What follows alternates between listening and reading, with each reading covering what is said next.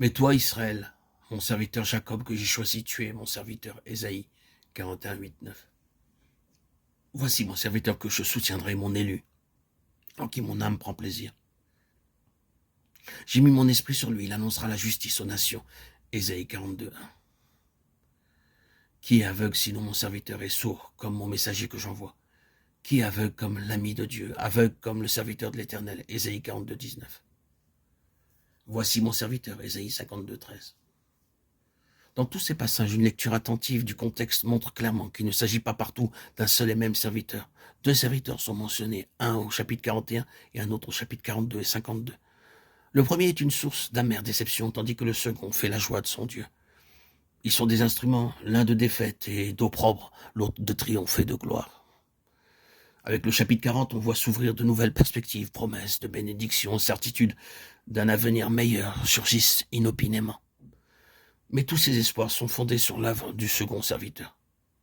C'est lui qui est à la fois le garant et l'artisan du nouvel ordre de choses.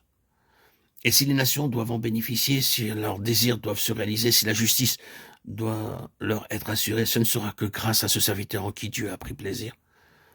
Le premier serviteur a failli à sa mission, et sa banqueroute se ramène, somme toute, à une seule faute qui embrasse toutes les autres, l'idolâtrie. Le mot recouvre une foule de choses.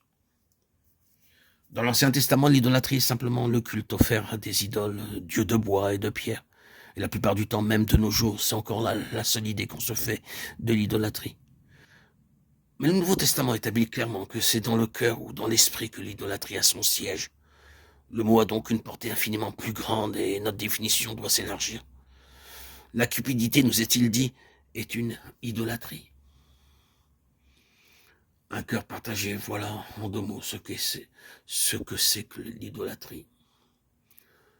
Que sur un point quelconque, le cœur soit partagé, que Dieu soit en aucune mesure frustré de ses droits à l'occupation totale et définitive, c'est de l'idolâtrie. Une réserve, un mobile inavoué, un lieu quelconque avec des influences du dehors, capable de faire pression sur nous, un attachement, une ambition, une possession, une recherche, une complaisance qui nous barre le chemin de la volonté de Dieu dans ce qu'elle a d'absolu et compromet sa gloire dans ce qu'elle a d'exclusif et de l'idolâtrie. Par cette fissure d'un cœur partagé, les projets que Dieu avait formés s'en iront à volo, la vocation s'évanouira. Le serviteur en cause deviendra une vivante déception. Et la bénédiction que le monde aurait pu recevoir sera diminuée ou retardée d'autant. Ce serviteur-là sera mis de côté. Voilà ce que produit l'idolâtrie.